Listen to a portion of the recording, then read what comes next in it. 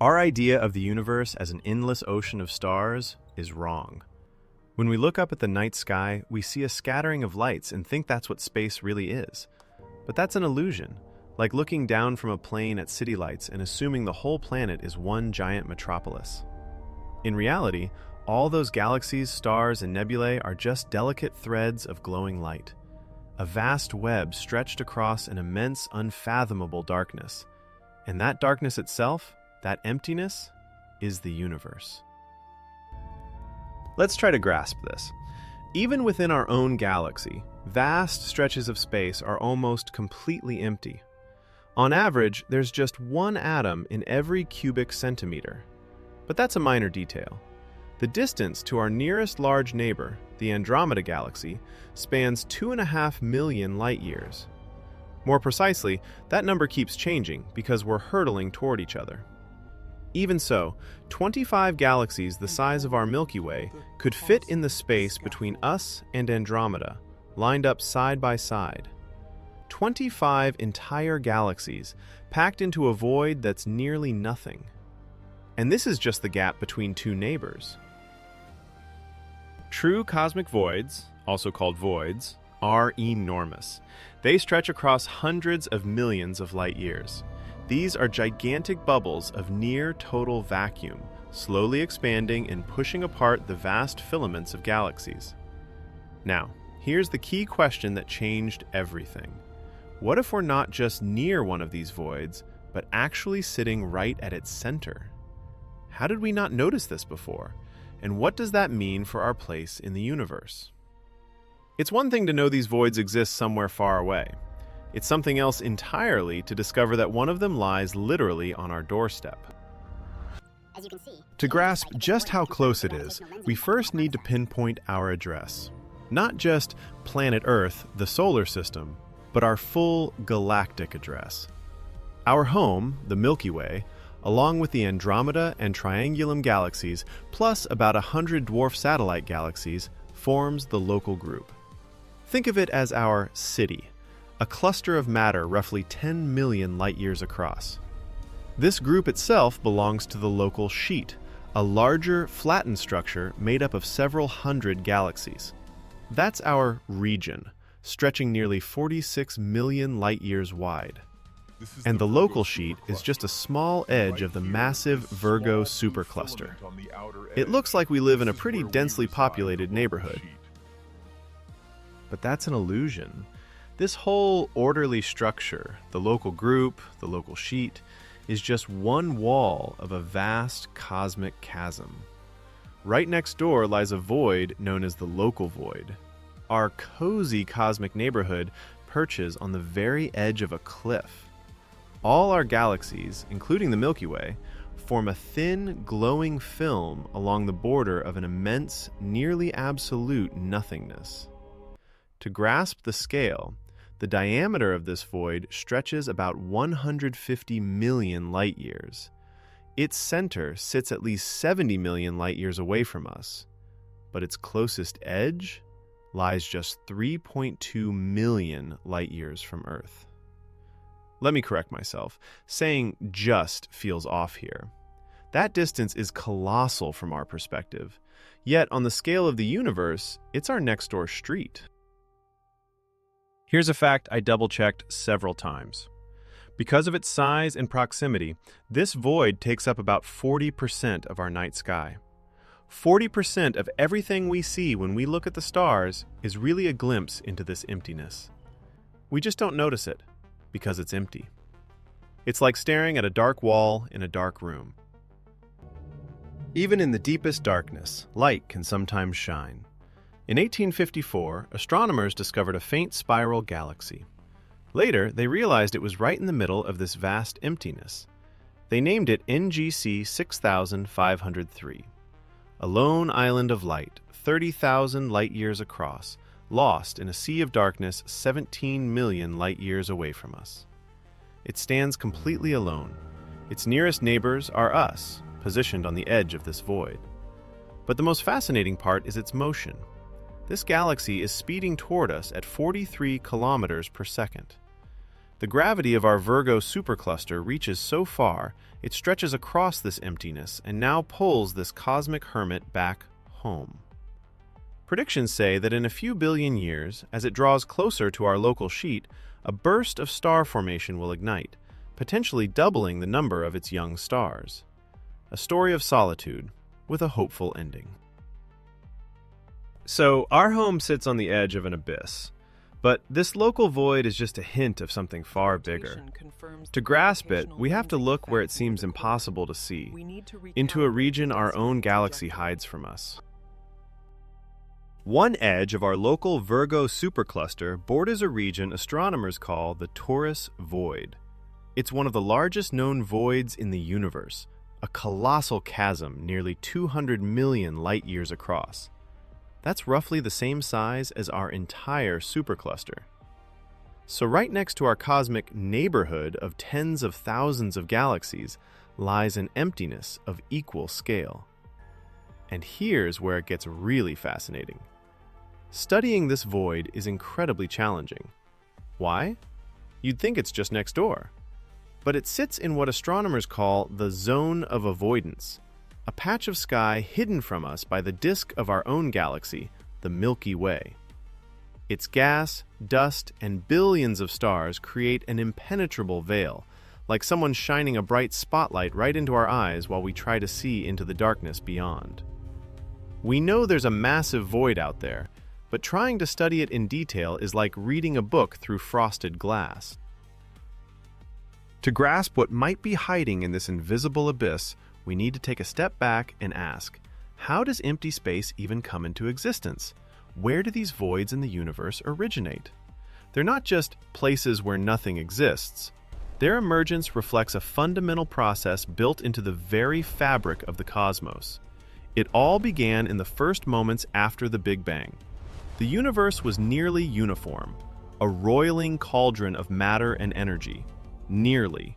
Within this chaos, tiny, random quantum fluctuations appeared, some regions just a microscopic fraction denser than others. Imagine shaking water mixed with sand. The grains never settle perfectly evenly. Some spots hold a few more grains, others a few less. These microscopic irregularities became the seeds of the entire cosmic structure that would follow. Gravity stepped in next. For billions of years, it worked like an unstoppable sculptor, slowly but surely pulling matter from less dense areas into denser ones. Places that started with just a bit more matter became centers of attraction. They gathered more and more gas and dust, eventually forming galaxies and clusters of galaxies. Meanwhile, the regions drained by gravity grew emptier and emptier. This process gave rise to the cosmic web, long strands and dense knots of galaxies, with vast voids stretching between them. Interestingly, the galaxies inside these voids are just as old as those in the clusters. They didn't form under special conditions. They simply ended up in different neighborhoods of the universe's original blueprint. Now, let's return to our mystery, the Taurus Void. What hides within this region that we can barely make out? Scientists have some theories. One suggests that the void isn't entirely empty. It might contain vast, yet incredibly diffuse clouds of gas and dust, or, even more intriguingly, enormous amounts of invisible dark matter. But there's another oddity. The Taurus Void appears to have a very sharp boundary facing the neighboring Perseus-Pisces supercluster. Such a clear edge is unusual for voids, which usually blend gradually into the surrounding space. In fact, this kind of boundary is typical of dust clouds, but infrared observations don't support that. It seems gravity built this wall. How exactly it did remains a puzzle. Yet, even through the veil of the Milky Way, astronomers managed to catch a glimpse. Deep within this 200 million light-year abyss, 185 million light-years from us, they spotted two galaxies. Just two. The spiral galaxy known as UGC 2627 and its neighbor, a dwarf elliptical galaxy called UGC 2629. They sit close together, only a few 100,000 light-years apart. That's an enormous distance to us, but on the scale of this vast emptiness, They're like next-door neighbors in a giant deserted city. Two tiny flickers in an unimaginable darkness. The mystery of the Taurus void remains unsolved. But while scientists were trying to peer into this hidden region, the most shocking discovery waited for them somewhere completely different. It turned out that everything we've talked about so far, the local group, the Virgo Supercluster, even the nearby voids, is just a tiny piece of a larger structure, a structure that itself lies entirely within something unimaginably vast and empty. Our true galactic home is called Laniakea. The name comes from Hawaiian and means immeasurable heavens, and it lives up to that name. Laniakea is a massive thread made up of our galaxy and 4 other superclusters. It contains over 100,000 galaxies and stretches across 500 million light-years. But this isn't just a cluster. It's a cosmic river system where galaxies flow toward a shared gravitational center known as the Great Attractor, located 250 million light-years away. You might think this is the ultimate cosmic structure, the largest one we belong to, but it's not. It turns out that vast Laniakea is just an island of light surrounded by a void so immense it went unnoticed for a long time.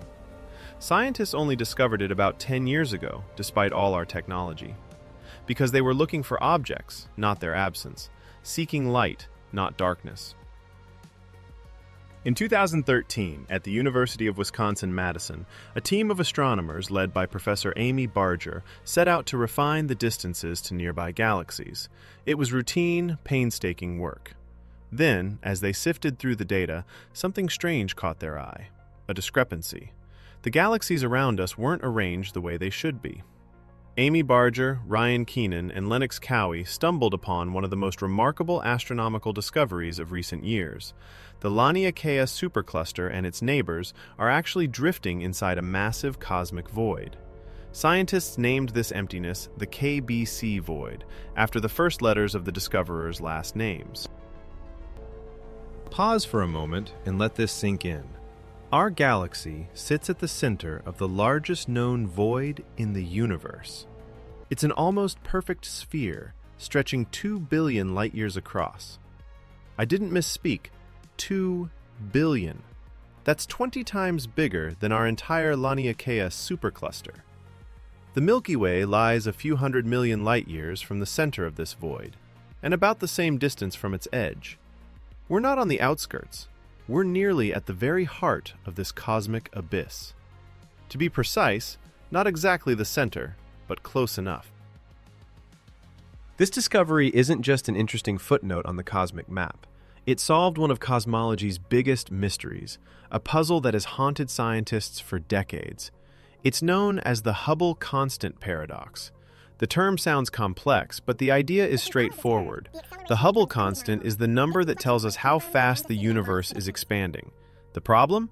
Astronomers kept getting conflicting answers. When they measured nearby galaxies, they got one value, but measurements from distant sources, like the cosmic microwave background, gave a completely different number.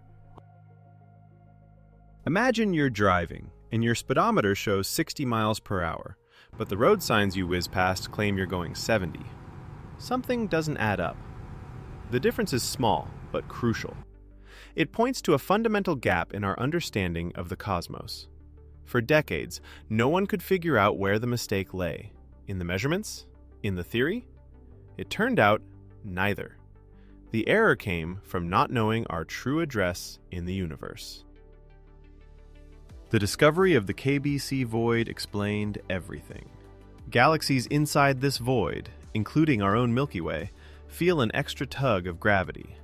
Massive clusters pull on them, forming the walls of this void.